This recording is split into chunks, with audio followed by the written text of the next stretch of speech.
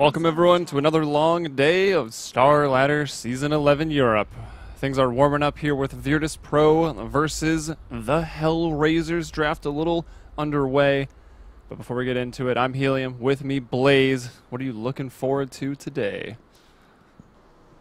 More 2-hour game, long games of Dota. A 3-hour game, I think, is what we're looking forward to. Yeah, the dream. Go at least 2.5. Come on, guys. Break some records here. Break some records. Hell, in 6.82, anything can happen. But yeah, at this point, I don't think we're going to see too much stalemate Dota here. We're going to be seeing just kind of standard aggressive lineups in the early game, a lot of activity, going for kills, looking for just big damage from both sides. Obviously, Ogre and Venomancer have plenty of damage to offer. And Venge and Puck are more along the lines of positioning and control. So HellRaisers are going to kind of choose their battles more carefully, because if they just go slugging at each other, brute force, they're probably going to get gunned down by how much real offensive potential comes out from these heroes here from Virtus.Pro. I expect Sidoi, Nature's Prophet, of course, but I'm also thinking that they might run the Veno as a core here. If they put like G on that in the mid lane, I would not be unhappy. I think that hero is so much more potent in a core role than a support role. And then obviously the Ogre pretty much offers them all the early game they need, with the fact that he's just so darn durable. But you see what's coming for HellRaisers. That draw pick is guaranteed unless Virtus.Pro picks it themselves. Yeah, they could if they wanted to. I mean, Venomancer, Nature's Prophet, they're ranged, and I agree with the core Venomancer. Definitely what's going on these days, either BZZ or G. Gonna pick up that. HellRaisers, though, I like it. I like Vengeful Spirit and Puck. It's so nice because it does open the case where Puck can go for that Ags in the late game, and even if people have BKBs, Venge can go for the swap and stun people for 4 seconds through BKB. I think it's really, really strong, and I've been seeing it quite a bit, as Vengeful Spirit and Puck have been showing up on the same team, and also just Vengeful Spirit's aura. We saw yesterday in the 2-hour game how strong Avenge can be late. The defensive and also the offensive capabilities of the Nether Swap is just so good.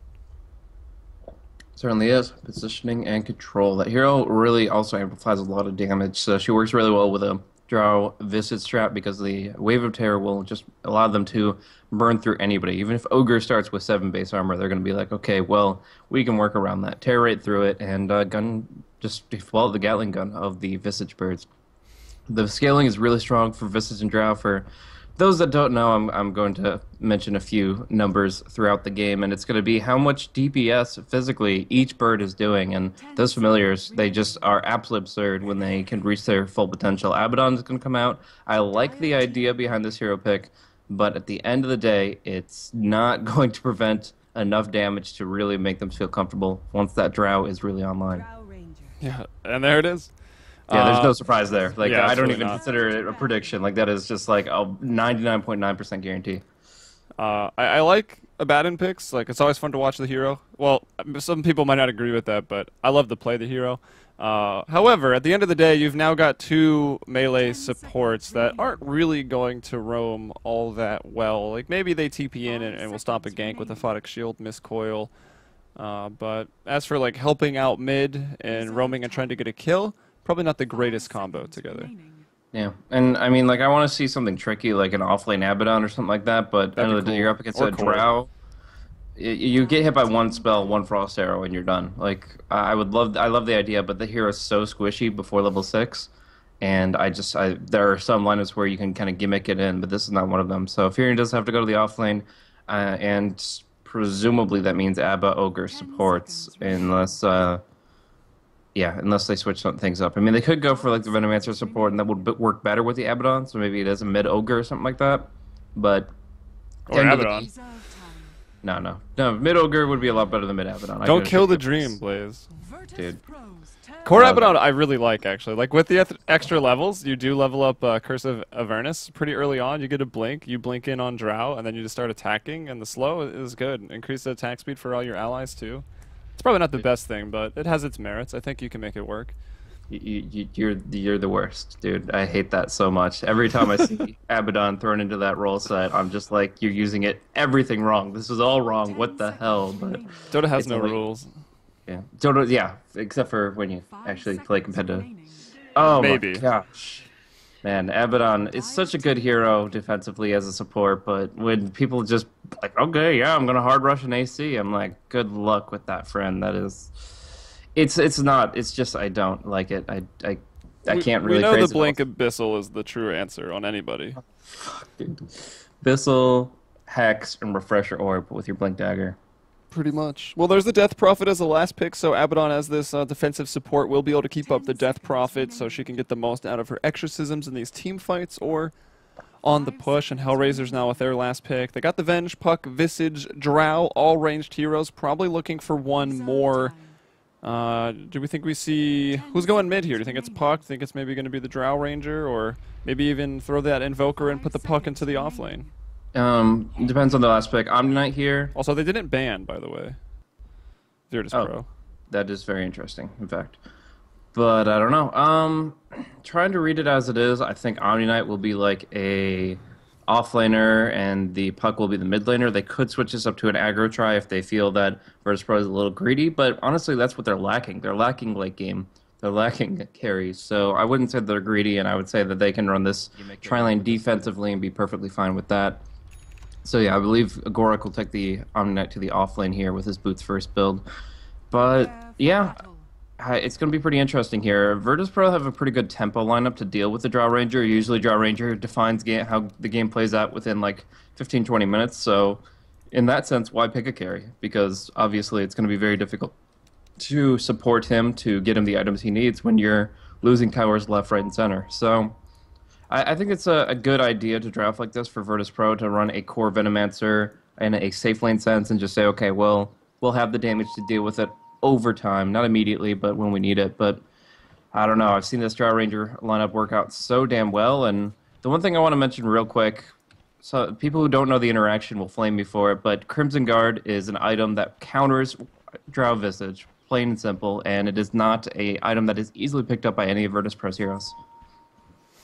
30 seconds to battle. Sorry, I changed my config a little bit before this game, so I'm trying to figure out how to make it work.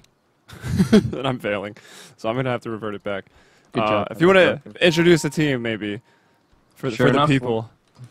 We're going to be looking at the side of HellRaisers on the diary here. Agoric is going to be running Boots first, off lane Omni-Knight, down on the bottom lane.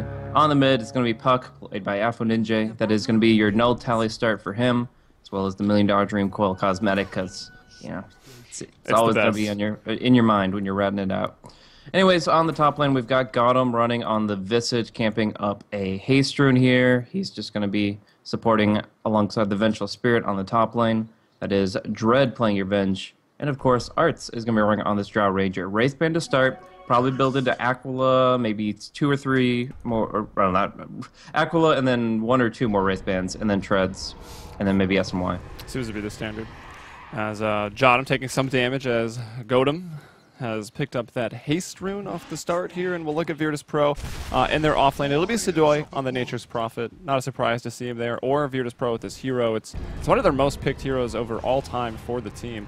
Jotum as the Abaddon, as mentioned. God in the mid lane playing on the Prophet of Death, and looking down in the safe lane, we'll find Yol on the Ogre Magi, where we saw him a couple times in the last 2 days, and BZZ on that core Venomancer, so not really a surprise on who's playing who for Virtus.Pro. Yep, so Sidoi's actually taking a lot of damage here. Luckily, the Aphotic Shield will help him out. Actually, either missed or dispelled the Wave of Terror, so I don't know that interaction. But no matter the case, Sidoi will have an okay time here. Rather than just being killed off and food for the Drow to build her up towards level 6 quickly, he's forcing the supports to stay on the lane to leech her experience, which is important because she's very dependent on getting 6, 11, 16. But along with that, they're still not getting the kills, which is the important thing. So Jotum's really fulfilling his role up here. He isn't getting CS. As I mentioned, it's not really valuable for him. But if the Furion just gets some good levels, a couple of CS, then he'll be able to rotate in the jungle eventually. Yeah, and also just level 4 lets him open up the map for some ganks. Like down on the bottom lane, if Goric gets pretty low or something, Yol throws a stun. Nature's Prophet can TP in, either in the lane behind the tower, try to get that last hit in on the Omni-Knight, or even that goes for the Puck here by Alpha Ninja in the middle lane. He'll look for some kills, open up the map. As mid lane, the farm, it's going to be Puck actually getting very aggressive here and winning out in the CS battle thus far. 10-1. Rip Courier. This boar is so dead. Oh, Which one? Which one? In the Radiant? mid lane. It's a big prediction, but I'm calling it. Oh yeah, I would say it hasn't even left the base yet. You're calling it on this guy just because of the ogre he's got an rotation? invis rune. He's got an invis rune. He can right click that down so quickly if he just sticks around a little bit longer. But he's like, oh, maybe he's already. F Ninja is too smart. He's too smart. He's too cool for school. He is over here bottling underneath this tier 2. Knows about the invis rune, and he's just gonna go ahead and do some standard stuff down bottom. Gorik having 1 extra point available as he wants it. There it is. The right click's out against him. The ignite could come, but it could just you could just put your repel on, or in this case he has purification, which is fine. The important thing to note here is that he has a TP, so either he can repel TP if the fire blast is still up, or after the fire blast comes out, if he's still Gale ignited, then he can TP back to base safely. So there you go. Just a very survivable offlaner. The Ogre can't really zone him out easily against that aura. Just 1 point in degen should be enough to really limit Yul's direct harassment against him. But still, he will be under the tower for majority of this laning phase. Yeah, and he went for the boots first, so he's going to be pretty survivable just with the move speed and his skill set, especially with the degen aura. It's pretty nice. That's where I like the hero the most, I think, in the offlane. That's how Winter plays it over in the Southeast Asian scene. Back when Johnny's Revenge was still Johnny's Revenge, and I think it's the best. Go for the blink, go for the Vlads, just get in people's faces, and honestly, the hero can even clear out stacks if your team's going to set him up for you. With the 360 pure damage, just a couple purifications will clear out an entire jungle camp, and you can find some items, even, you know, not getting last hits in the lane. Yep, so Gorik will be Galed under tower here. He has the purification TP available. He will use it, and he is not going down. Very smart. A very smart way to deal with that situation. Now we have, towards the mid lane, G taking a lot of damage. Soul Surge comes through. The last right clicks are almost enough, but Jadam's got the heals. Dropping him down, they go in deep, they get the Waning Rift, and they get the first blood. Not dodging any tower attacks. FNJ cares too little about your tower to even bother with a phase shift, and he turns around with the Dream Coil onto Jadam. Very squishy hero. Might go for the suicide here. Just needs one spellcast. Boom, suicide. And Ninja has to dodge this last auto attack. Wow, he still goes down. Wow, refraction. Making things happen left, right, and center. Well, the Jaunt did it, and then Sadoy, a little bit of, not really RNG, but he doesn't miss up the hill, so no negative RNG onto the Nature's Prophet. He'll land that last right click. Puck will go down. It's 2 kills for HellRaisers, but I guess it's 1-1 because that deny on the Abaddon is counting into that. And it is pretty easy to deny yourself with the miscoil in the early game, just because once the abilities are used, your damage is coming from right clicks, and it's really easy to time the coil in between that. Because the right clicks right now, like, look at Puck, it's only like 80-some damage. Yeah. So well played. Yeah, they didn't have stun or silence on him, and nobody hits for more than 75 damage. That's pretty much how you can look at it for early stage. Once people are hitting for like 100, it becomes much more difficult. But yeah, we see down bottom, Venomance is probably going to go down. No TP for him, so the Gale will connect, the Purification will follow, and rip.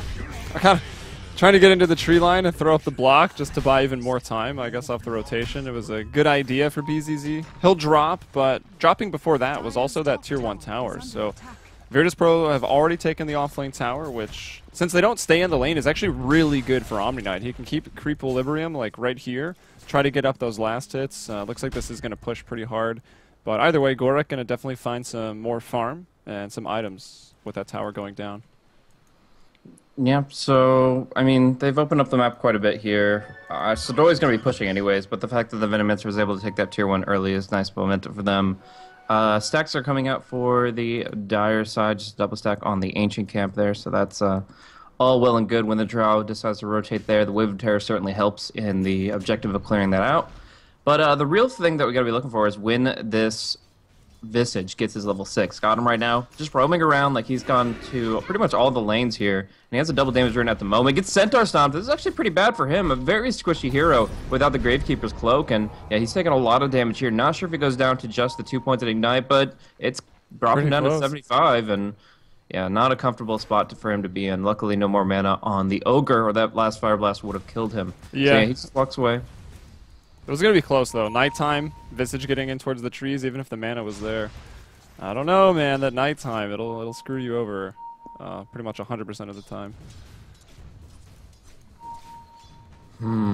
So, right now, Jotham's trying to find a good spot to ward here at level 3. He's got a decent build up here. He's probably just going to go for purely the Mistcoil Aphotic Shield. There's no way that you get right clicks against heroes this game, so Curse of Avernus is pretty much a non-existent thing until maybe 30 minutes into the game. So, yeah, I think that's going to be good, important to keeping his allies alive, but he still has to remember to stay on the back line. Even at level 6, there's a lot of ways that they can kind of time their attacks to make it so that he is very vulnerable. But at least for now, they're safe, they're pushing, they're getting towers while they can, which is important. Buenomancer, BZZ going for the mechanism, the Basilius build-up. This gives them a lot of effective armor to work with, and it's very, very important because the Visage Familiars just do so much right-click damage, especially with that Wave of Terror. So, got him coming back up to the top lane. They're going to try to finish off this Tier 1. Fortification comes out, but the last hit will go to the Drow Ranger. Yeah, not a surprise. She hits level 6. Meanwhile, bottom lane, Ninja's TP'd in to try to defend this push, trying to keep the Tier 2. Him and Gorek cannot find a kill, though. Yol and BZZ, yeah, neither of them going to go down. Yol's a little bit closer, and actually, he's got a ward. I looked to... Actually, did he already just put this one down? Yeah, so they've got that nice Roshan ward, which is really great on the Radiant side. When you've taken down that Tier 1, you can watch the rotations between bottom and middle sort of on that line. Also, if anyone's farming, stacking the Ancients, they now know about it. The Ninja flank, though, he really wants this kill. BZZ isn't that tanky because he doesn't have mana for the mechanism. They just have to get in range for this Omni Knight to do things. He's duking too hard right now. Gonna walk right into the Omni Knight. Once the aura connects, this hero is dead. He just repels himself and the aura will stick. But here is Nature's Prophet to bring down Ninja if he can. No orb available. Trapped in the trees. Has to get healed up. And even now, still in a very dangerous position. He's going to take that orb, too. Wow, that's pretty crazy. He's going to get repelled up. The right clicks coming in from the Plague Ward. Still, Yol not going to be able to do anything. And now Arts is here. He's got 1 point in Gust as well.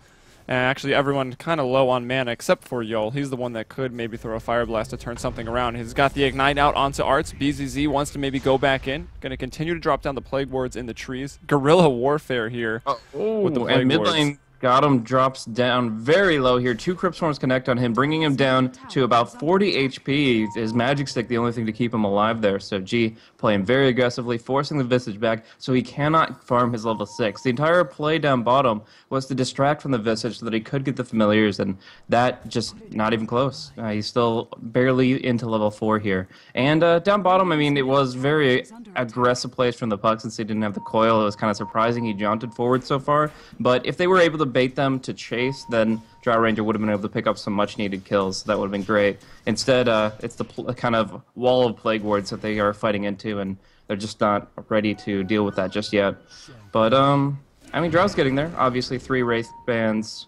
No Aquila, just the raw bands, as well as the Tread Yasha build up here. And already over 100 agility. Yeah, and she's going to be looking to farm the stack very quickly. She only has 1 point of Precision Aura, I guess that's worth noting, so she needs 2 or 3 more levels before she really starts amplifying her team's damage output to that extent that we expect from her. Yeah, it seems surprising. Like, if you're going to go on Agi Treads, 3 Wraith Bands, buy up a Blade of Alacrity and the Band of Elven Skin, like, you'd think you would have prioritized Precision Aura, maybe the 2 points and Frost Arrows, but... Well, no, 4 Frost is fucking amazing, though. If you look at this... The slow is pretty insane, but... I don't know. It just means she has to focus on getting level 10 and 11 quickly. Got him up top. Yeah, got him. Could be in some trouble. Gonna charge up his Soul Assumption. He might try to throw 1 here. God's got another Crypt Swarm, though. He will drop Nature's Prophet, actually, with the ultimate. The Wrath of Nature will bring down the Gargoyle.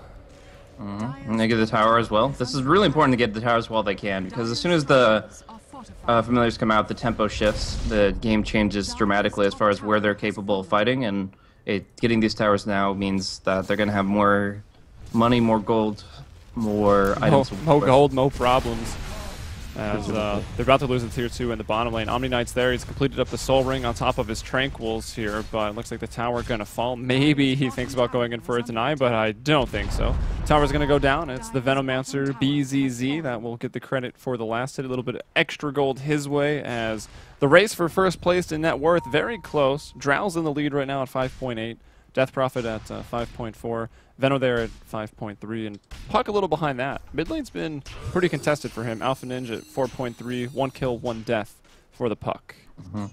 Yeah, I'm not sure exactly. Oh, Gorak having some issues, but he has the TP. Very defensive. I think he could have just repel walk away, but that works fine too.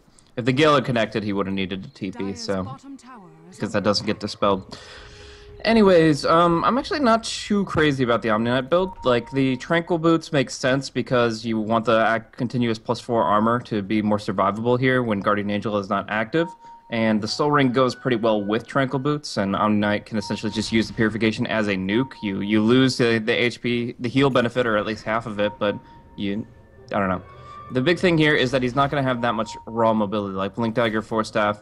It's going to be a while before he can build that kind of stuff up, and he's going to be needing to be in the right position for Guardian Angel once he does skill it. Right now, at level 8, he has only prioritized Repel Purification with 1 point in Aura, but eventually that GA will need to come out. And now the Invisor on Death Prophet, looking to hitting him a lot of intel. He's about to hit a 4-man Crypt Swarm, maybe even 5. Goes right on the Dread. Doesn't quite get him with the right clicks, though, because the Wand. Now BZZ trying to TP out, but the damage, it's too high. Even though with all that intel, God tries to start off the fight with a big Crypt Swarm, but too strong, too much burst damage. There's also a big coil there for Alpha Ninja. Probably a gust thrown out from the Drow Ranger, and that's level 6 for the Visage here. They're going to just take Roche right here. This Roche will take maybe 30 seconds. They have a medallion. I guess you don't really. Yes. Yeah, they do on Visage, but do you really even need it with Drow Ranger already hitting I'm actually surprised he stoned the familiars. I guess they're coming in damage anyways. Well, the thing is, they do so much damage even without the stacks, because usually they only do 10 damage per auto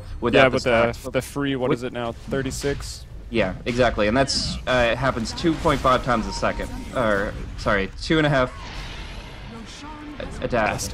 Yeah. Puck will go down.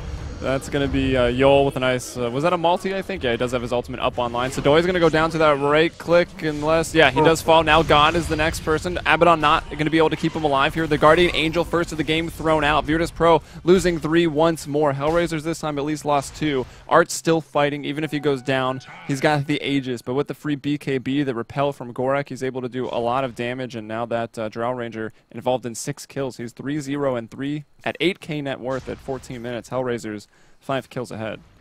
Yeah, great timing to get the Guardian Angel up for Omni-Knight, and actually it's going to be he'll go down. Death through ward. That ward actually killing off the Aegis there. So that's actually pretty important, because letting the Drow heal up to full HP and still have the Aegis, there's no fight that they could really take without an Exorcism. But now they might be able to try to bring her down quickly when the Omni-Knight's away or something, and there's a possibility for that to work out. Curious if Omni goes for the Eul Scepter or the Lincoln Sphere. But I could argue a case for both, because you can put the Lincolns and Repel on somebody, and then you can't purge off the Lincolns. But we do see BZZ getting dropped down very quickly.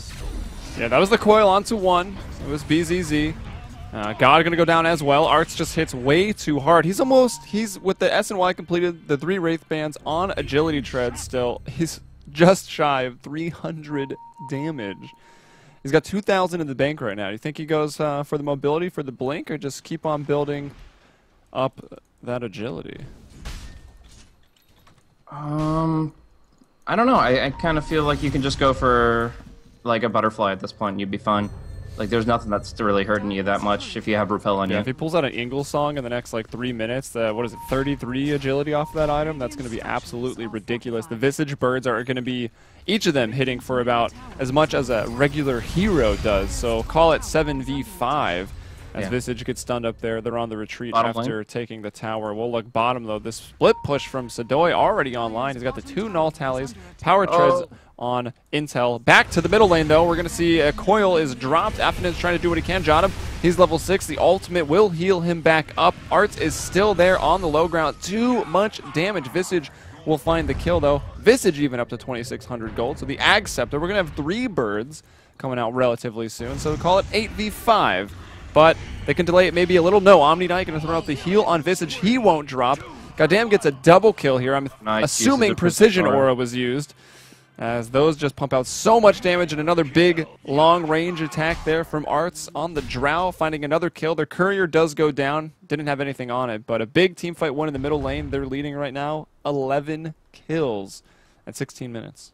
Yeah, and they are able to keep their tier 3 relatively healthy. It took almost half its HP from Sadoi's split push, but I guess that's really what VP have to do right now, is just kind of destroy the tier 3s, go for split push plays, because when HellRaisers are deathballing, when they have the Drow and the Visage in the same place at the same time, then there's no way that VP are actually able to take a fight. They just don't have ways to mitigate that damage. They don't have block effects. They just have the mechanism, not even of Vlad's inside, just the Aquila. So, yeah, they just really can't survive against that very effectively. The Yules will help for Death Prophet. Maybe you can focus the Exorcism Ghosts on the Familiars and then use the Yules on yourself. You'll be able to kill off a couple in that whirlwind of physical damage, but yeah, it's still, they're kind of towing a line, and they have to be very, very careful. Beyond that, Precision Aura is a big cooldown that you can use whenever the Drow is not near the Familiars to give them that amplification of damage. Right now, they're doing, what, 54 damage times 2.5.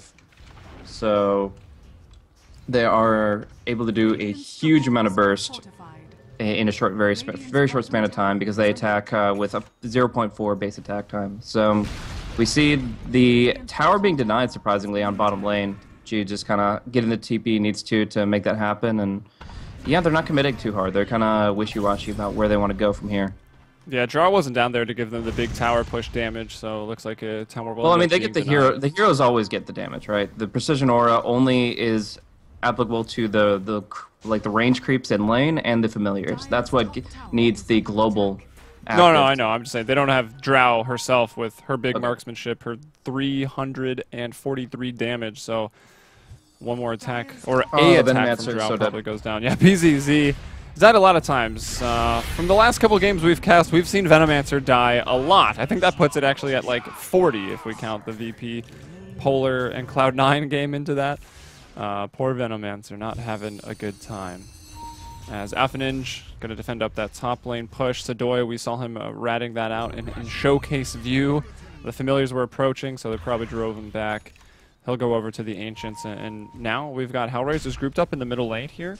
We'll probably see Puck come and join them. The coils have been on point, and Vengeful Spirit making his way down. Yol, yeah, he's very far out, thinking he must have Invis, and he does. It's interesting because Arts actually doesn't have marksmanship right now, so he might notice that and say, okay, there's somebody Invis here, but it's also not something you always look for to scout out. Like, it's not as obvious as losing like Shadow Dance or something. Yeah, it's not an aura play, so you just have to look at your damage changing.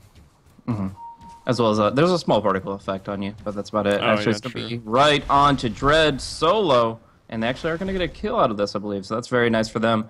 Omnight is actually getting close here. The heal bomb coming in. They swap to the heal, and they throw Gotham forward. Now there is the retreat from Virtus.Pro. They cannot deal with these Familiars right now. They just hit too damn hard with the Drow nearby. Drow up on the top lane, going to flank again on Venomancer, who needs to TP out now. Oh, coil. Yeah. It is a core Venomancer after all. Might as well kill it again. This is going to be death number 6 right now. No one going to be able to come to his aid. We've got the mech on the Venomancer after the Aquila. Arcane Boots as well, just to facilitate some more spell usage, especially Poison Nova, which costs so much mana on that agility hero, and the point booster as well, trying to get those stats up, although he still drops very, very quickly as he looks for the Aghanim Scepter. However, bottom lane, the Rat Infestation has been pretty annoying. A lot of push on both teams. Tier 3 tower going to go down. It will fall, but not before God. Actually, tower maybe just left in deny range there, so this is nice for Virtus.Pro. They're going to look for Sadoy right now. The Gust coming out, so they can't cancel the TP at range. Well, maybe not. Gust will miss, but I don't think Sadoy is getting out of this one. Nice block with the trees, but it's still not enough to keep him alive, and Arts will find the double kill, bringing down both the Death Prophet and the Nature's Prophet.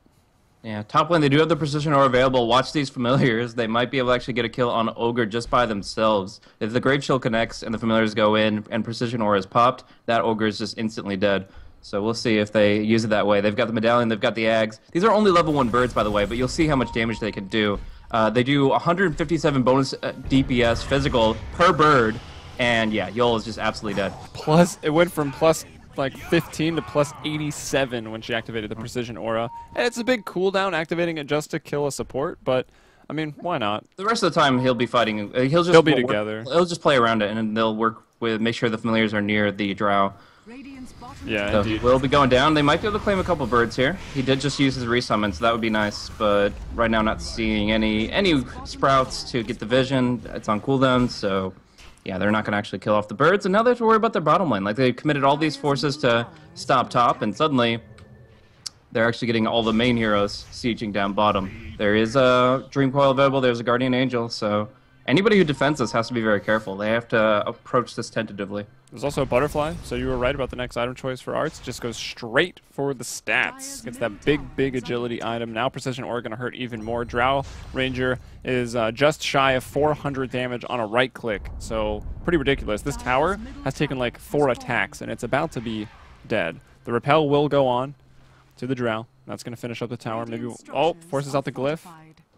While it's not even taking any damage. That's a bit of a shame, but tower's probably going to die regardless. We'll see what VP can do to mount their defense. There is a big Poison Nova up right now and available. It's just rank 2 as BZZ hits level 11, and maybe that's what they need to try to start turning things around. They're already falling back 15 kills. But how Venomancer's got no mobility right now. I mean, he goes for the mech. He's looking for the Ags. No Blink, no Force Staff. Might be hard for him to even find a big Poison Nova. Yeah, and now I think they just fall back, look for the next Roche, and try to go and take those racks based on the Aegis there. They did lose, I think, 1 bird there. Actually, where are the other familiars? I think they all went down after they came out of stone form. Didn't catch that, but yeah, they were all kind of stoned right in between the 2 racks, and they did not make it out alive.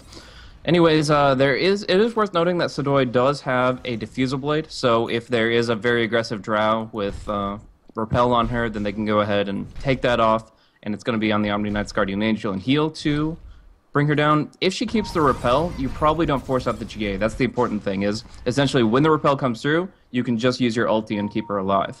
If they stack the repel and the Guardian Angel, then that's a twofer, and the Diffusal Blade will do a lot of work. So it's about timing, it's about cooldowns, but Sidoi doesn't just get an auto kill on Drow just because he has the Diffusal Blade. He has to use it very carefully. And eventually somebody's going to pick up a Lincoln Sphere and make that irrelevant as well. So we'll see. I thought it might actually be like a next level thing from Gorek, going for a Lincoln's Rush instead of a Yule Scepter, but does go for the Yules and is not going to be covering his repels.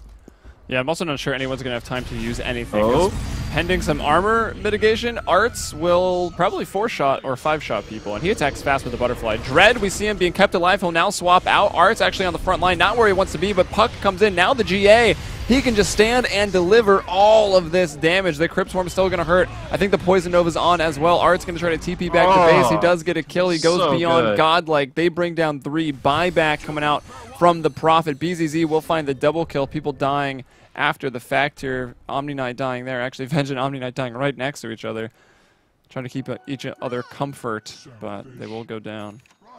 Yeah, that was actually a beautiful play from Gorek there, keeping the Drow alive. Arts had so much damage over time effects on him. I mean, he was hit by every single effect from the Venomancer. He had the Ignite, and all Omni Knight just says is repel TP home, and is able to keep him alive at like 20% HP. Expending a heal, doing a perfect GAs. Omni Knight just absolutely destroyed that fight. I love talking about the Drow damage, as I'm sure the viewers have heard, but it wasn't about damage there. It was about the survivability that the Omni Knight brought. Now we talk about damage as Roche falls in approximately like 8 seconds. These familiars hitting so freaking hard.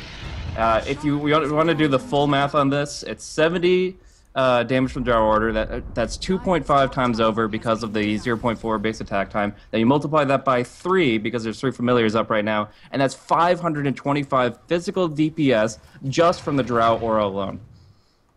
And that's only on familiars, not even counting the heroes. It's just absurd. Or Drow herself, who does about 500 damage per second through her auto attack. Yeah. It's just... yeah. That's not counting the stacks. That's not counting anything. That's just precision aura on familiars.